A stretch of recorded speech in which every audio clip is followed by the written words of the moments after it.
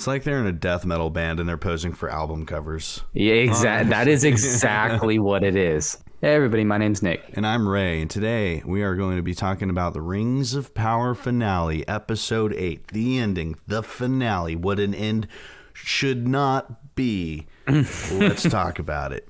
So, as an episode goes, as a whole, not one of the weakest. As an ending goes, not a great ending, in my opinion, at all. I am unhappy with the conclusions. Yeah. As a standalone episode, I like it, honestly. But exactly, overall to the season as a whole, I think that this episode was really lacking, and I think that was because of the earlier episodes in this season. So the conclusions are kind of what I expected as the season would go on. Okay, cool. We know it's Gandalf. We know it's this. We know it's that. But the execution definitely was rushed here. Yeah, it was way rushed. I think it was rushed because of the writers and directors not being able to manage the story's time well. Yeah, for sure. But with that, let's go ahead and start off with our favorite storyline, the Harfoots. The good, right? Yeah. The good story. All right, so it starts off with not Gandalf yet, walking through, a rainy forest, and he is struggling through some rocks when he could have just walked around. They're just over dramatizing it, and he pulls out his little stars with an apple, and he sees a figure, and he's like, oh, that's probably Nori, right? And he starts to go, and he drops the apple, and the figure picks the apple up and starts playing like hide and seek with him. So he starts chasing the figure, and then the figure's just under like the blankets, and it's just like hiding there. It's like, up under the blankets, and he's like, who are you? Are you Nori? And it turns, and it's that cult bitch, and she's just and then one of the other cultists just come out of nowhere, and they're like, Lord Sauron, Yes. If I wasn't watching this episode for the purpose of this video, I probably would have turned it off. Like if I was just a casual viewer, I would have been like, okay, I'm done. We're done with this show. Because that was absolutely ridiculous and terrible. I hated it. One of the worst cold opens I've seen in a while. I texted you in the minute of watching it. Yeah. Right after that happened, it cuts to the intro. I texted Nick, and I was like, fuck this opening, dude. Yeah. Yes.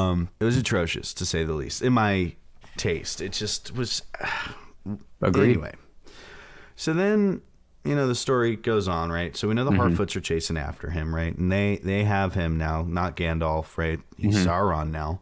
And, they're like, hey, Lord Sauron, you don't remember. You have amnesia because, when they sent you here, they, gave you amnesia so you can't remember. Okay? And he's like, okay, I guess I'm Sauron. Cool. Yeah. Cool. And they start doing, magic and shit, and his powers go out of control. And it's the biggest issue with these cultists, right? And I think you and I can agree on it. She roofied him, right, to put his ass to sleep. Cool. But the way she did it was just, it's so weird, dude. She's like, instead of just going into his face, she goes straight into it. And it's just all that extra motion. She's moving around like a snake person from an RPG, like Dark Souls 3, the way they just, Yeah. What is going on with that? I absolutely hate the decision that they're making with like how they're making these cultists look. Every single time you see them, it looks like they are posing for the camera. Yeah.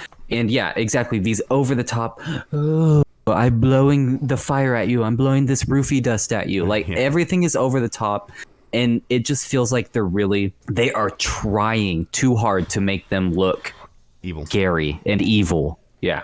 So I absolutely hate it, and I think it's so stupid. Yeah, it makes no sense to me. It's just over the top villainy. It's like a character. I can never say the word caricature. Of just what an evil, bad cult person is supposed to be. Because every shot with that chick in it, she's just always. Yep. Every shot is a pose for the camera. Even in the very first episode that we see them in, it's the same thing. Yeah. They're all standing on rocks posing. She says no words, And then- dude. She teleports down on another rock, poses, goes down to the meteor site, posing. Like, it's just, it's too choreographed, and nothing looks natural. They don't look scary at all. They're just annoying. It's like they're in a death metal band and they're posing for album covers. Yeah, exactly. That is exactly what it is. So true. Yeah. But they put his ass to sleep, right? And the Harfoots are there and they're like, oh, we need to get him away from the other big folk, right? The scary ones. And, they make the little owl noise, and the two people are the cultists tie up Gandalf, not Gandalf. Sauron. At this point. They tie up Sauron, their boss, by the way. They're like, hey, Lord Sauron, we've been waiting for you, so we're going to roofie you and tie you the fuck up. It's because he's still a danger to himself and others until they can take him to Rhûn. True. Once they get to Rhûn, then they can let him be free and be his normal Sauron self. Yeah. And so they tie him up, and they're like, where'd the other one go? And in a twist no one saw coming, when they went to go pull him down from there, it's the chick. What? Now, Yeah, wow. now here's an applause. Finally giving us the true skin in the game. Sadok, my dude, takes a fucking knife to the gut. Okay. And he handles that shit like a fucking man. He's got a knife in his gut. He's like, oh, that kind of sucks. And he keeps running around and helping, trying to save the other ones, right? It's like, all right, cool, Sadok. You're rolling with that in stride, right? Yep. Gandalf at the end of this forgets that he can heal. But yeah, Sadok. So we finally get a Harfoot dying. Yeah. Honestly, I was expecting them to, have Gandalf heal him. Yeah, 100%. me too. I was like, Sadok's not really going to die. I mean, look how they have him running around. He's just going to get a little ice, and be fine. Same. I also thought that because, yeah, exactly. Whenever he was running around, it was like, oh, it wasn't that serious for some reason. But he was just pushing through it like a G. Yeah. Like I know. So, Now- yeah, I think that was good on them. I think that was a good decision. Yeah. Now, with that, the fight kind of happening, right? The main cult chick loses her staff. Oh, wait, hold on. Time out. Let's talk about her destroying Gandalf real quick. Not Gandalf, Sauron, with magic. Yeah, throwing him around. How's she throwing him around? I'm sorry, Maiar are on the totem pole of strength a lot higher than whatever they're supposed to be. If they're a wraith or whatever the fuck they are. Well, She would have to be Maiar. I am thinking that she is a wizard. I think they're gonna reveal that she's a wizard that went over to Sauron, similar to Saruman, right? But yeah, I think that she's going to be one of the wizards. She can only be one of the two blues. Yep. And she better not be a blue, because the blue... Well, you know what? The blue is from the east. They do go to the east, so... But still, Gandalf one-shots her at the end when he gets the staff. Not how that should go. What are you talking about? Anyways, so they're in the fight, and she dominates him, throwing him around. Whatever. Poor Gandalf gets tossed around, man. They get her to lose the staff, right, through Hobbit Harfoot trickery. And she just goes to the fire, sucks it up, and starts gentleman broncoing, for those who don't know. Right, Sam Rockwell, Gentleman Broncos. She just starts going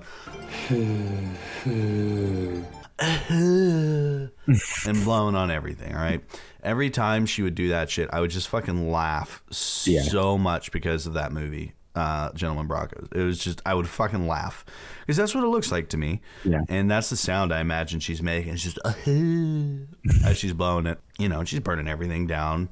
It's obviously looking like it's going to be the end, but we know it's not. And Nori's like, I know it. You're good. He's like, I'm not. I'm sorry, apparently. And she's like, no, don't let other people tell you who you are. You are who you are. And I know you're good. So telling him what he is. Yeah, right. He sucks up all the fire, and just fucking dominates him with a woo. But best quote of the show right here.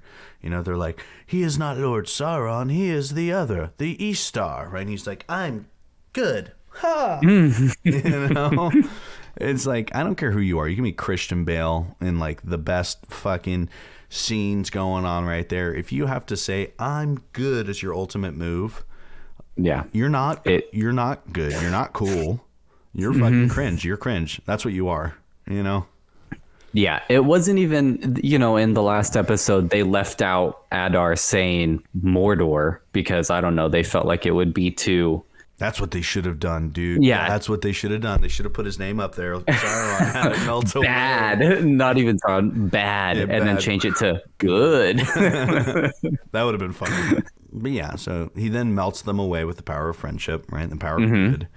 Yep. And, it's kind of like, all right, they turn into moths. So if you guys know what they are, let us know in the comments below. I'm unsure as to what they are. Let us know your theories and all that. Yeah. I'm thinking they're like a wraith or something. Nick over here is thinking they're a blue wizard potentially. I don't think all of them are, but I do think that the main person is who has the staff, because after Gandalf uses the staff as well, it disappears with them in the same sort of fashion. True. So I'm assuming it's going back to the main cultist. Yeah. I really wish that cultist got to talk, man, because just the way she looked, she was just, I'm bad, She was like trying to be sexy bad. I'm sexy bad. I'm a bad guy, Lord Sauron. That is impossible. She's one of the ugliest people I have ever seen in my life. Beauty's in the eye of the beholder, and if somebody was looking at me with that, True.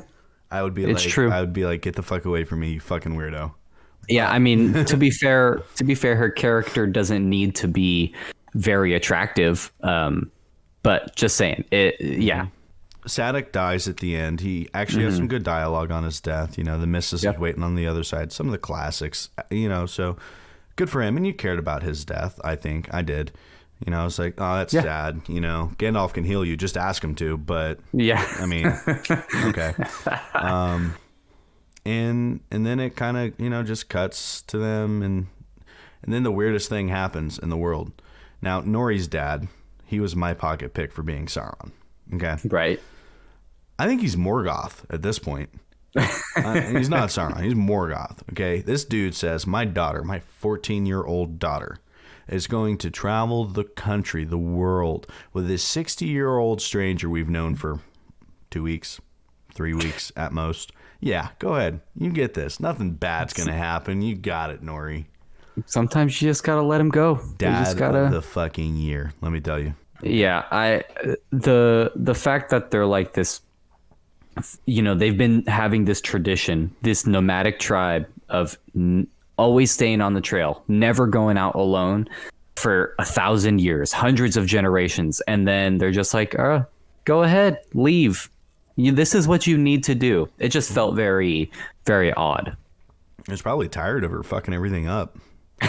Maybe. Yeah, go ahead. I support you.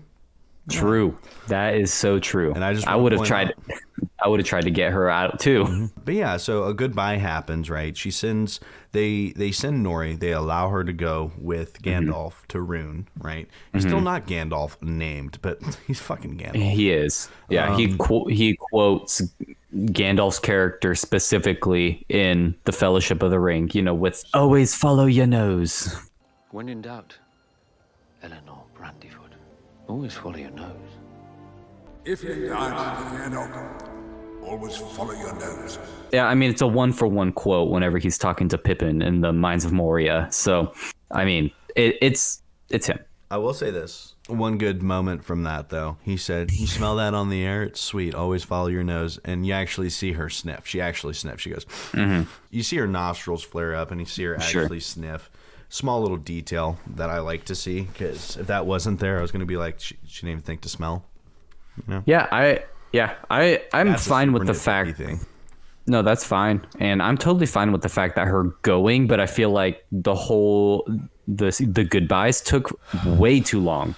That was like 4 to 5 minutes of just hugging and bye and fluff for no reason. And I feel like them letting her go just felt very odd for the Harfoot culture and for everything that has been happening. So Yeah, honestly, yeah. the goodbyes I had a bit of an issue with. Nori said goodbye to Poppy, then she said goodbye to her family, and then goodbye to Malva, then her family again, and then as she's walking back up, Poppy runs back up and is like, "Why does everyone I love leave me?" You know, and this is, I think, one of the big issues that this show has. Right, it has a pacing issue, and I think a big reason for that is because they are trying to show moments, not the story. Right. So the story's taking a backseat to these moments they're trying to convey, these messages they're trying to convey, and it's making them less impactful. Right. This 5-minute goodbye could have been shorter and been more impactful if you cared more about the characters through proper character development, plot, dialogue. But yeah, so these moments they focus on for these messages that they're trying to get across, right, is really what I think is bogging this down. They're putting all their brain power into that, and the story is falling behind on it, which is really what's supposed to prop these moments up. Because the moments themselves aren't bad ideas, right? Sure. The goodbye should be meaningful, right? And that friend thing is impactful. I mean, Sam and Frodo, like their friendship speeches were huge, but that's because there was so much character arc and development through them, you know. Yeah. And they just haven't gotten it yet because the writers have put it on the back seat. Yeah. No, I totally agree. You know who did take a back seat this episode? The Numenorians. Yeah, we only saw them for like a couple of minutes to let us know Elendil is still and I like this because last episode Elendil was like so out of character. He was out of telling me his fucking crying face of was that a character? Yeah. No, not necessarily. Yes, the crying definitely was, but him being so hateful towards Galadriel for no reason, it was totally out of character. So I'm glad that they didn't push that further and then have him all of a sudden like switch sides and be against the elves. No, he's still on the same side. He was just overly distraught and blaming everybody else. And Cool. I think that's a good way happy. to save the character there, because Yeah. if it had continued and he had full swapped his beliefs, core beliefs there, you know, then it would have been a destruction of his character for sure. Yeah. But by them having him distraught for that episode, I think now in hindsight, you know, it shines a better light on, you know, how distraught he was, but also how loyal he is, you know, and how much that matters to him. So I think that is a really good thing for them to have included. But No, also, they definitely saved his character there. But also go my ahead. boy Elendil is trying to get a little saucy with the queen. Yeah. All right. Or am I the only one feeling that? Am I feeling that? There was a definite romantic vibe between them. So he likes them blind. He didn't like her before whenever she could see. Now that she's blind though, it's like, okay. I can tell you this: Elendil has no heir right now, no male heir. Right? True. Isildur's dead. Isildur's What happened to his other brother? I don't know. Or his other son? I think he's dead. Maybe. I don't know. I don't know. Never really went into it. he was mentioned once, yeah, and it's not But it sounds like it's- Elendil needs to get busy. nice. King's dead now too. Yeah. Right? Black Flags when they were sailing in. Muriel is now queen, and she needs a male heir. Elendil about to fucking turn on some Kenny G song, dude, and get busy. Oh yeah. But before the king did die, the what's his Elendil's daughter's name? Hot chick. I forget her name. But anyway, Elendil's daughter. Near or something. I can't pronounce it because Sure. Tolkien words. So Elendil's daughter, like the king is totally out of it, thinks that she's actually Muriel and wants her to see the Palantir again to look through it. Even I don't know. It's just that whole thing felt very, what's the word?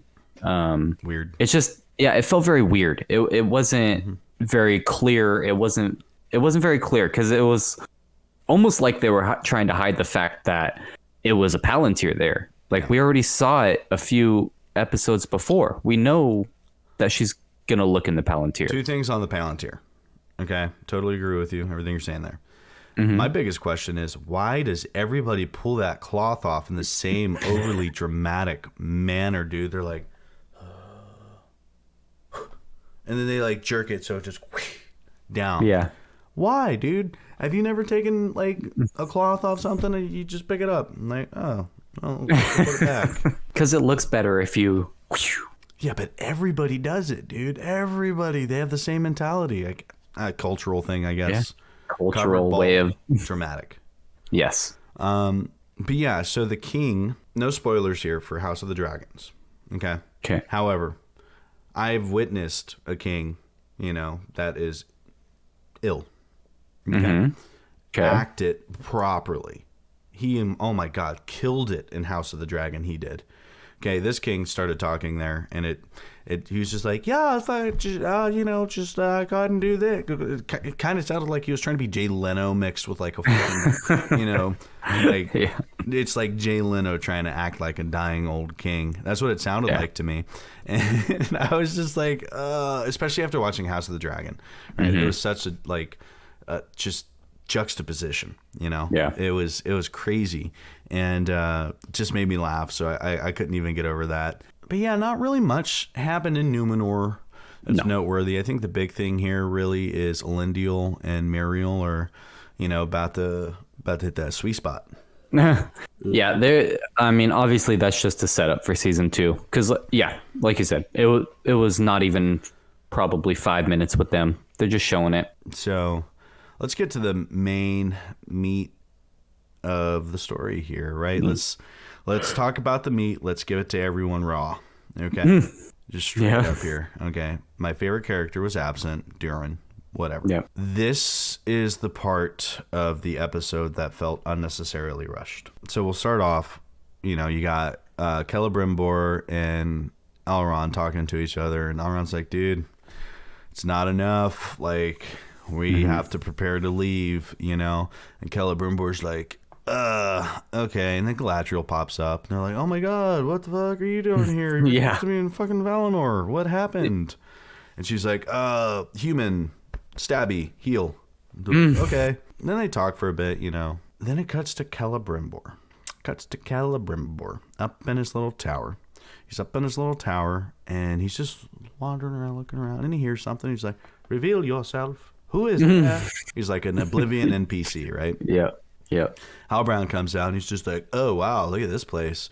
He's like, shouldn't you be resting? Yeah. You got here in, by the way, 6 days to Eregion, right, which is crossing the Misty Mountains or going through the Gap of Rohan up from Mordor. That is not a 6-day journey. It's not. Maybe they took a fucking airplane. I don't know. Yep. You know, they called an Uber. An eagle. Yeah, they got there. Whatever. And he's just fine. He's just fine. And everyone's like, yeah, no. I mean, what do you mean? Elves have magic. We're good at this shit, Yeah. And you're like, okay. And he starts being real weird about it. He's like, oh, what's this little rock? Oh, wow. What's this little rock do? Oh, yeah. I don't have enough of it. Have you tried doing this thing? You're the greatest smith ever, and you never thought to alloy this metal?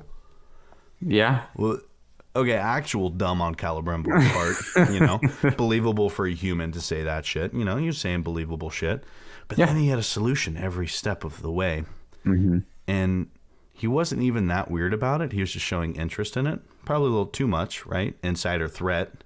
You got an insider threat alert going off. I mean, to me, it's all, aside from the fact that obviously he's walking around after like 15 minutes of getting healed. Okay. That's obviously the suspect part. But yeah, he's a smith in his time. Like, oh, hey, I've heard of you. You're awesome. This, like, all of the stuff that he said was totally normal and believable to me. Mm-hmm. Yeah. However, it just felt right. A little too much enthusiasm on his end. And it piqued Galadriel's insider threat training. Right? Yeah. Piqued it. She's like, hold on. Her sixth sense about this was ridiculous to me. And that's where it was totally rushed.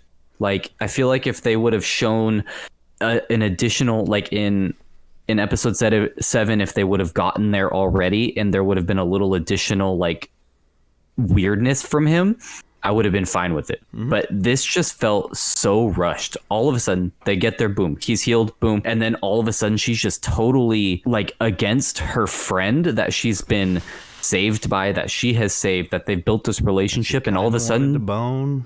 yeah. And all of a sudden, she just turns on him. Whoa, he's weird. That's not right.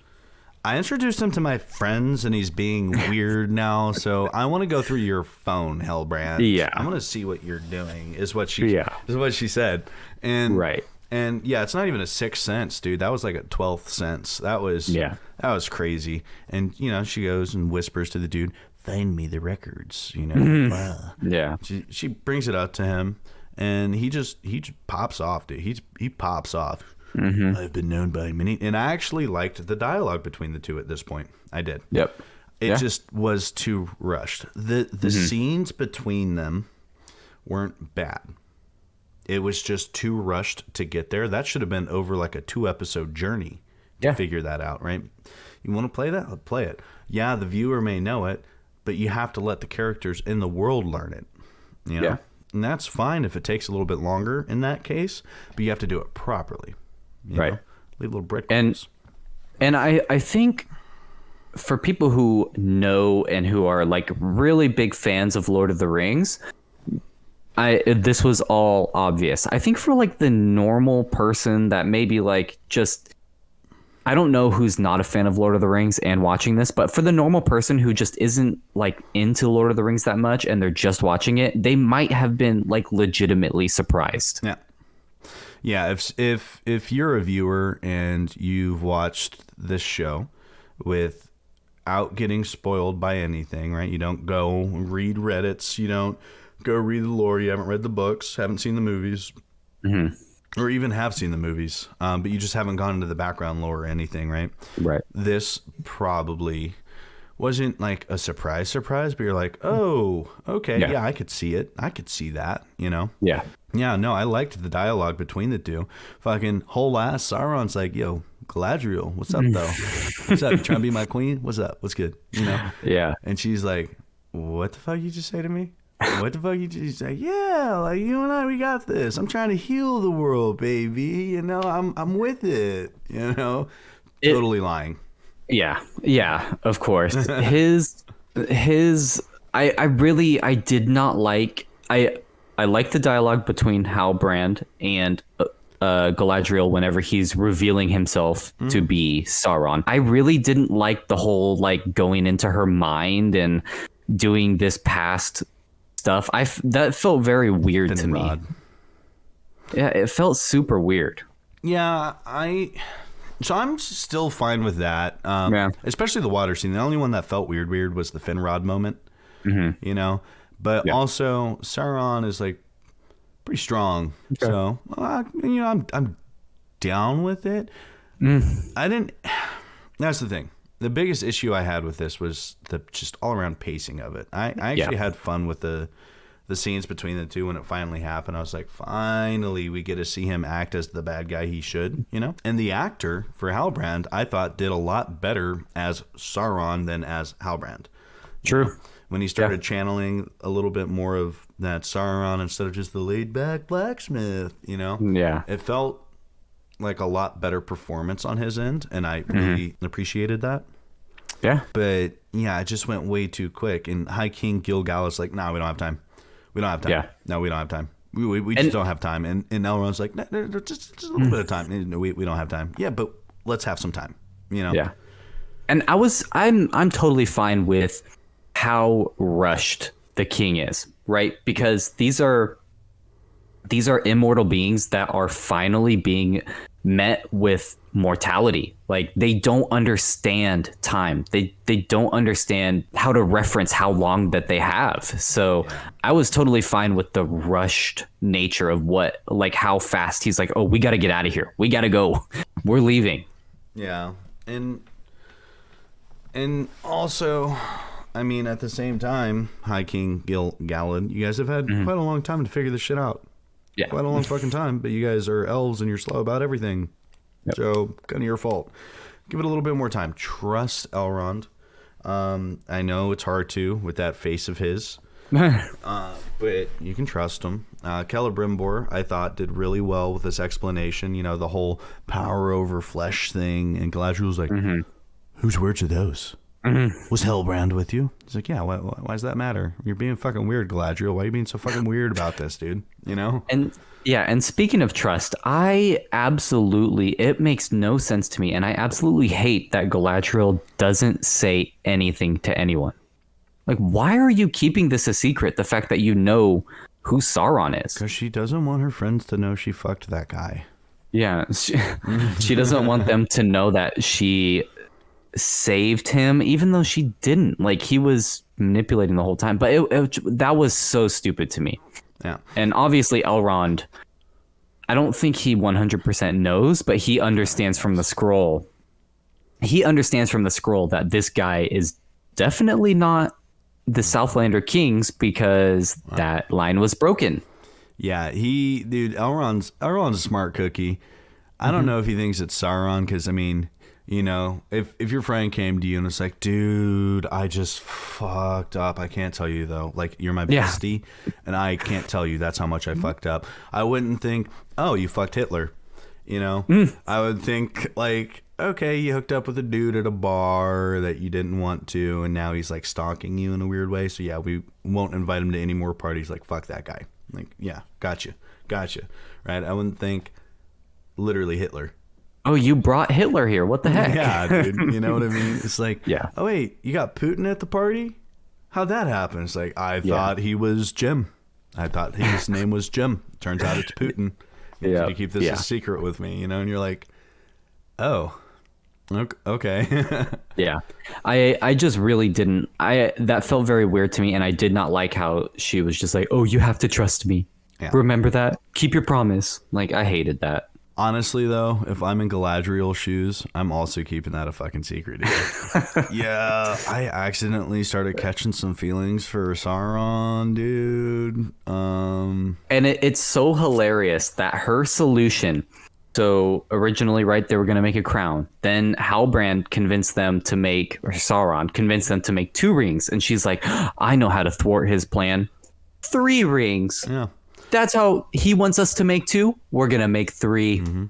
Wow, you fixed everything. Yeah, but 3 is balanced. 2 divides. Yes, true. 1 dominates. My evil plan is to destroy this building. Yeah, well, we'll destroy 3 of them.